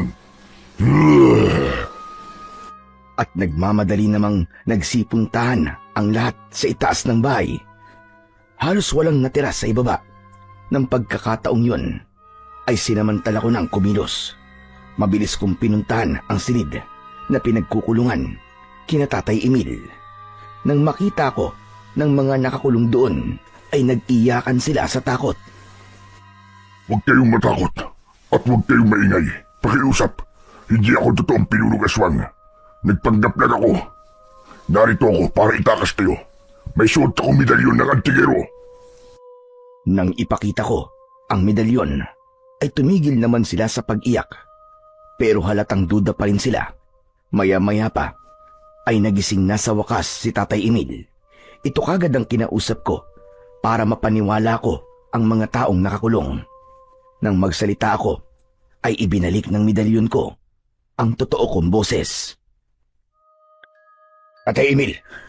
Tatay Emil! Si Emmanuel po ko, Tay. Nagpanggap lang po kong pinunong aswang para itakas at iligtas kayong lahat dito. Noon ay medyo naimasmasan na ang kalasingan ni Tatay. Kinusot-kusot pa nito ang mga mata at parang hindi makapaniwala dahil sa itsura ng boses ko. Ano ka ba? Emmanuel? Aba, ikaw ba talaga yan, anak? Bakit iba ang itsura mo? Saka ko na po ipapaliwanag sa inyo lahat, Tay. Delikado na po tayo ngayon.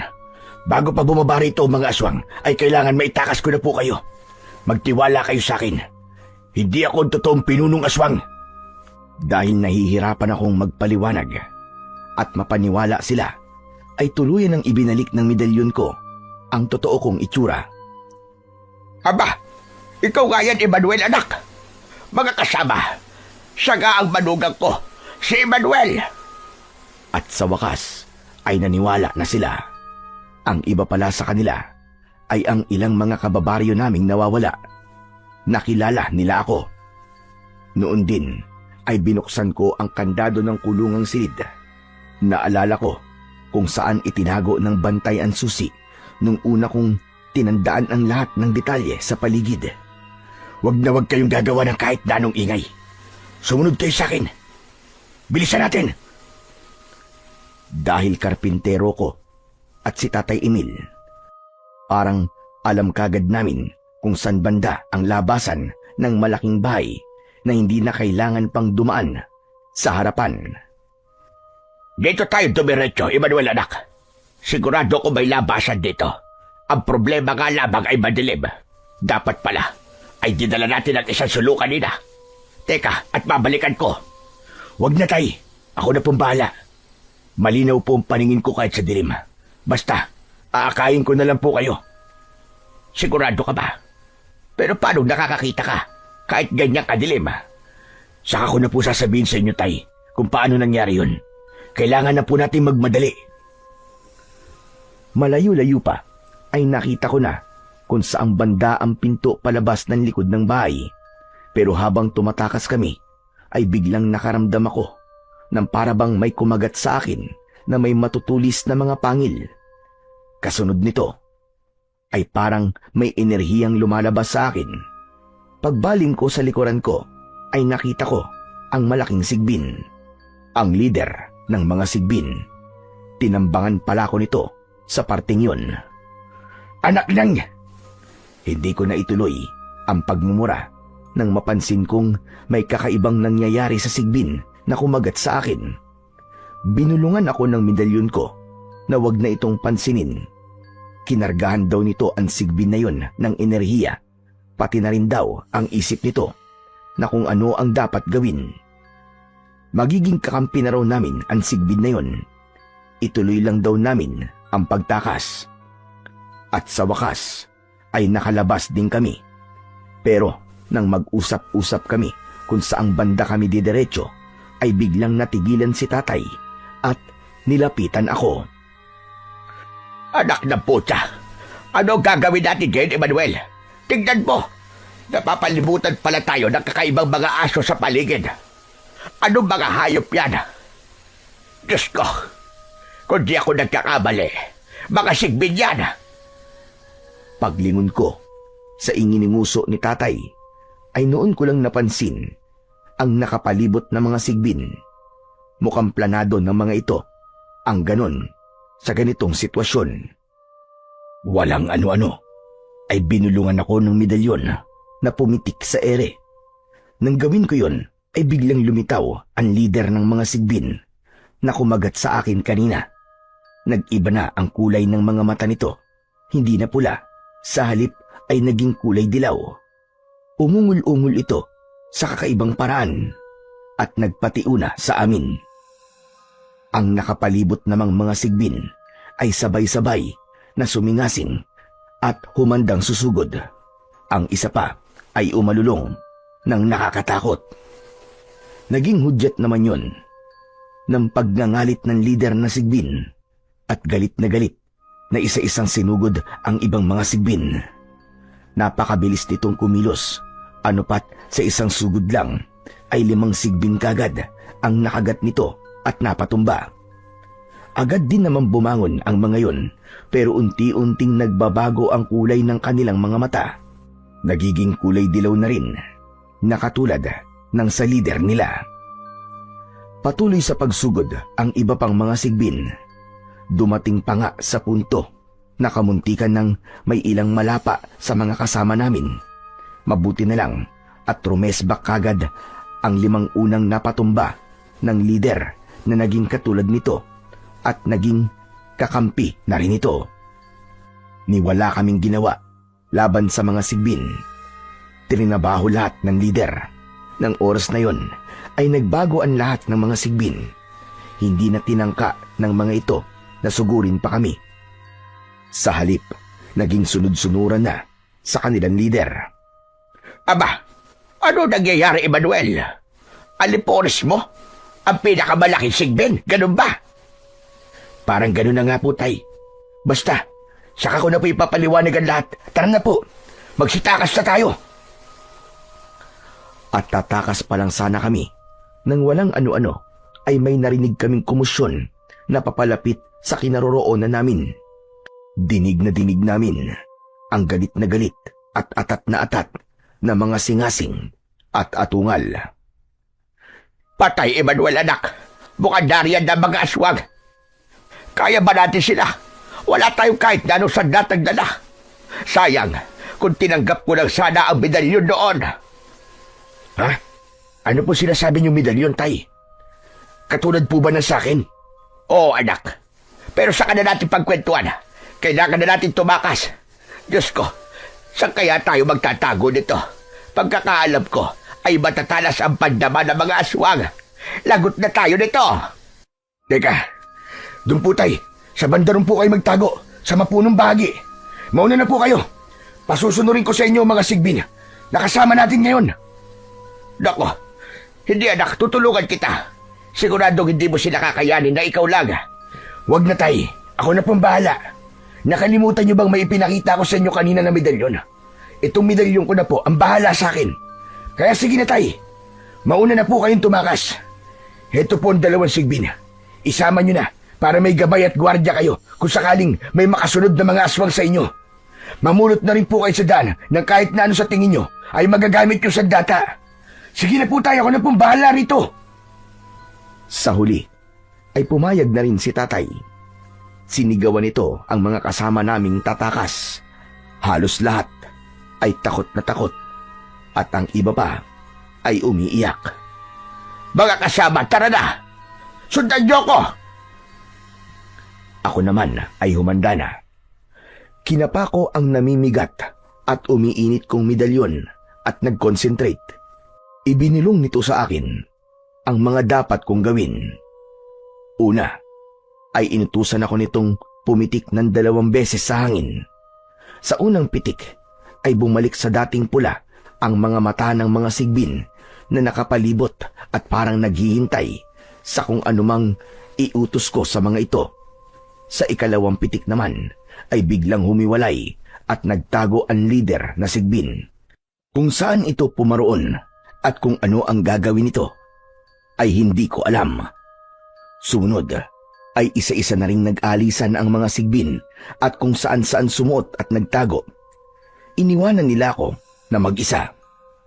Sobrang kabado ko ng mga sandaling yon habang nakikita kong isa-isa nang nagsusulputan ang mababangis na mga aswang.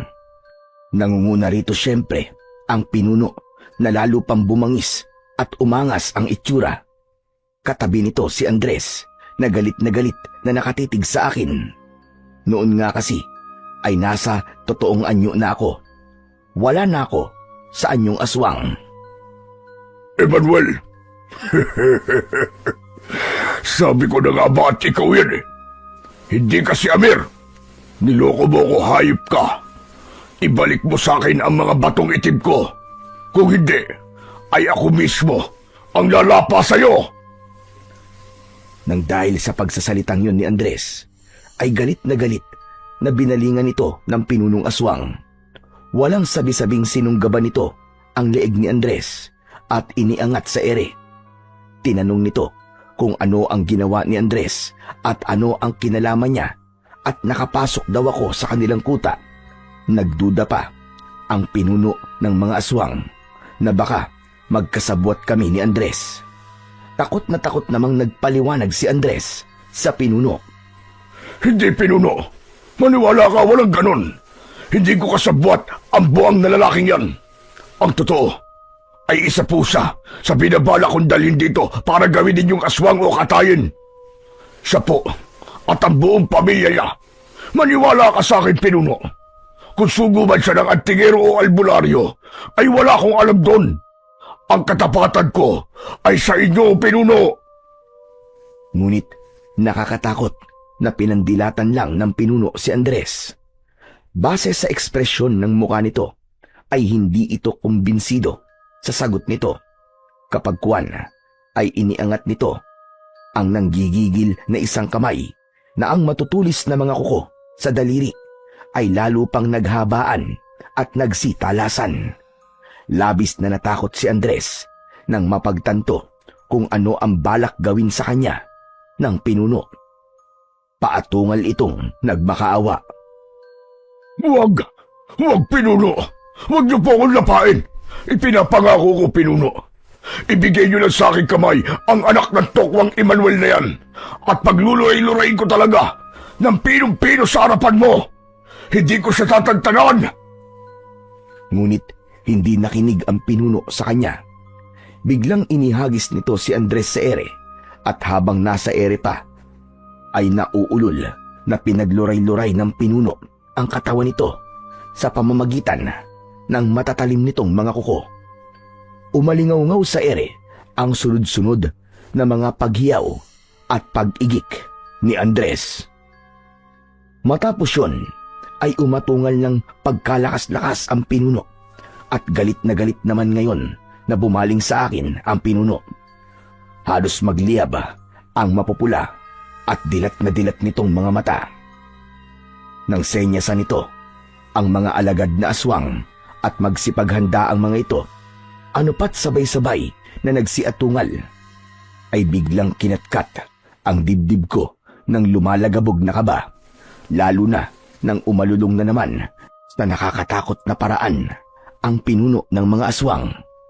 Pakiramdam ko ay mabubuwal na ako anumang sandali. Taranta kong kinapa at pinakiramdaman ang umiinit kong medalyon.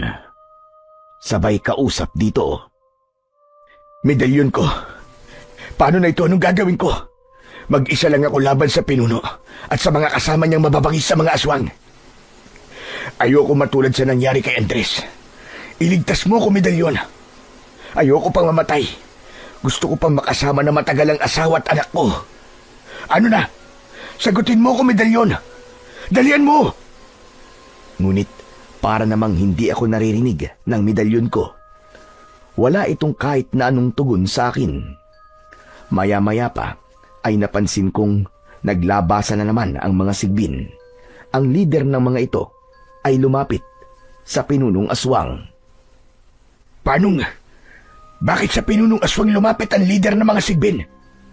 Akala ko ba ay kakampi ko na sila? Medalyon, ano bang ibig sabihin nito? Sumagot ka! Sa wakas, ay sinagot na rin ako ng medalyon. Ayon dito, ay wag daw akong mag-alala.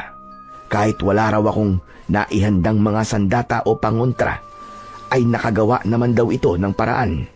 Basta't manood na lang daw ako kung ano ang mangyayari. Ano? Ano sinasabi mong manood na lang ako? Kapag sinugod ako, panonoorin ko lang sila. Nasisiraan ka naman ng ulo. Hindi na muling sumagot pa ang medalyon. Nang punto namang yun, ay sumenyas na ang pinunong aswang sa lider ng mga sigbin, pati na sa mga kasama nitong aswang. Mabilis na pumalibot ang mga ito sa akin. Anak ng 7 demonyo, ito na nga ba sinasabi ko? Dito na yata magtatapos ang buhay ko.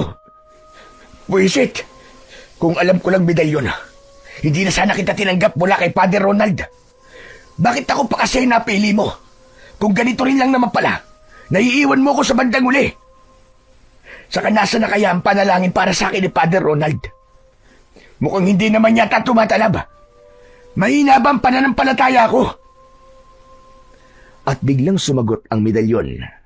Wika nito ay mahina nga raw ang pananampalataya ko. Kung malakas daw, ay dapat magtiwala lang daw ako nang walang pag-aalinlangan.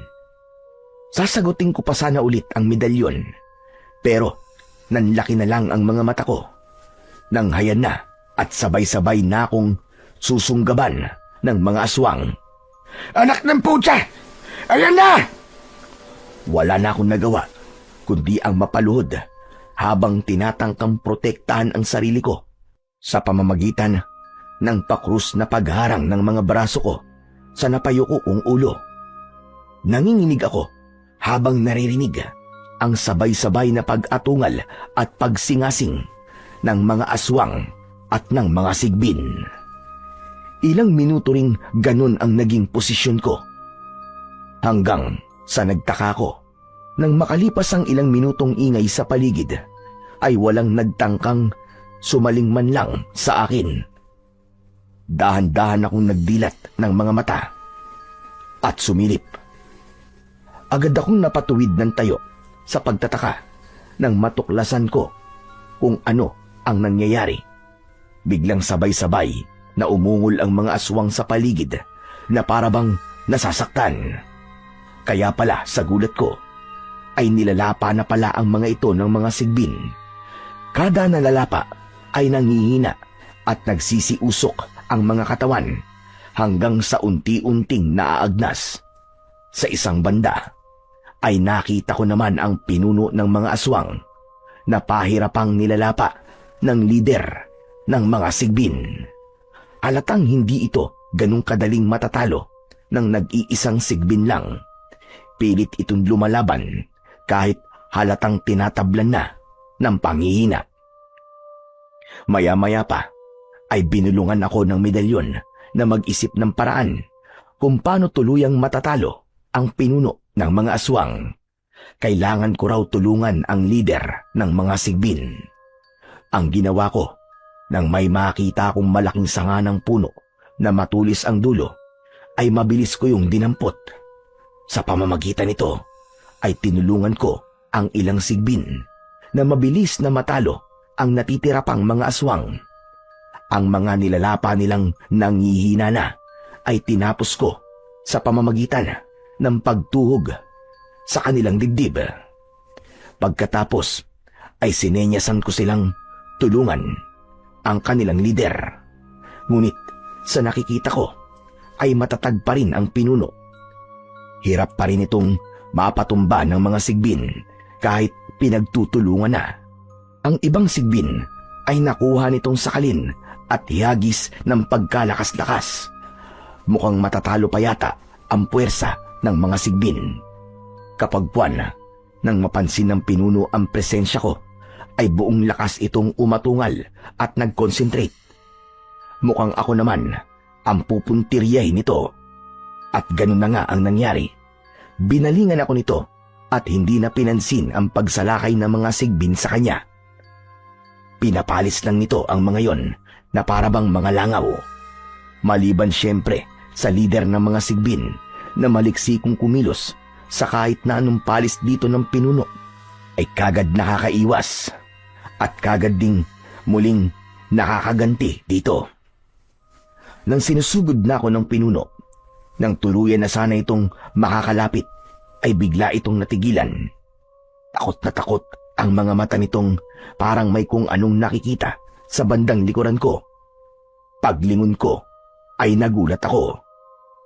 Nagdadatingan na pala noon ang grupo nila Tatay Emil. May dala silang mga sulo, mga itak, sibat, at kung ano-ano pang mga sandata na panlaban.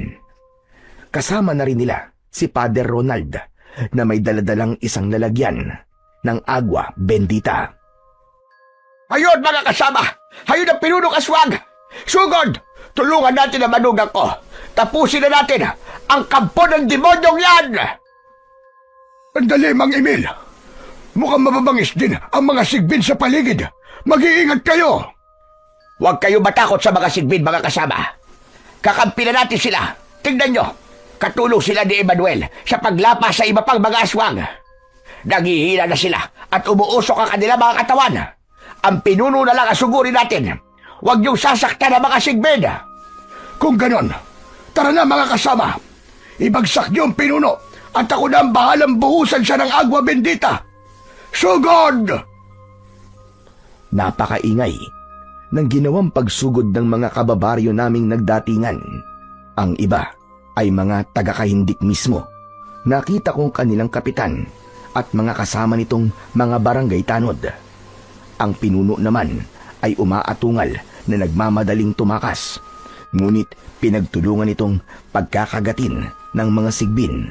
Ano pat bawat takbang nito ay unti-unti itong humihina. Nagwawala itong napasubsob sa damuhan. At sa wakas, naabutan din siya ng grupo ni Tatay Emil.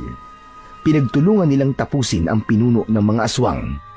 Sa huli, nang buhusan ni Father Ronald ng agwa bendita ang wala ng buhay na katawan ng pinuno, ay bigla itong nagliyab at magdamag na nasunog hanggang maging abo. Sa ganung paraan, nalipol ang buong grupo ng mga aswang na nagkukuta sa abandonadong bahay sa baryo Kaindik. Kinabukasan, nang nasa bahay na kami ni Tatay Emil, kahit ligtas na kami, ay sinabon pa rin kami ni Kasmir. Matapos naman yun, ay pinagkwentuhan namin ni Tatay ang lahat na kailangan naming sabihin sa isa't isa. Natutunan ko sa karanasang yun na napaka-importante ng pananampalataya sa pakikipaglaban sa puwersa ng kadiliman. Minsan ay mapapaharap tayo laban sa kasamaan na hindi tayo handa, pero maglalaan at maglalaan pa rin ang Diyos ng paraan para manaig ang kabutihan. May natutunan din ako kay Andres. Ang pagkampi sa kadiliman ay walang kahihinat ng mabuti. Pinakaimportanting natutunan ko ay tungkol kay Tatay Emil. Siya pala ang unang napili ng medalyon, ngunit tumanggi dahil alam daw niyang may mas karapat dapat daw kaysa sa kanya, at yun nga raw ay ako. Sinadya niya raw na maging lasenggo para hindi na raw ito ang pilitin ni Father Ronald, at para ako naman daw ang makita ng medalyon. Hanggang ngayon ay ako pa rin ang tagapag-ingat ng medalyon at naghihintay lang ng pagkakataon na muling magamit kapag may babangon na namang pangkat ng mga aswang nasasalakay sa baryo Masanto at sa kalapit na mga baryo. Nangako ko sa aking sarili na hanggat ako ay may lakas, magiging tagapagtanggol ako ng aming baryo laban sa lahat ng uri ng aswang.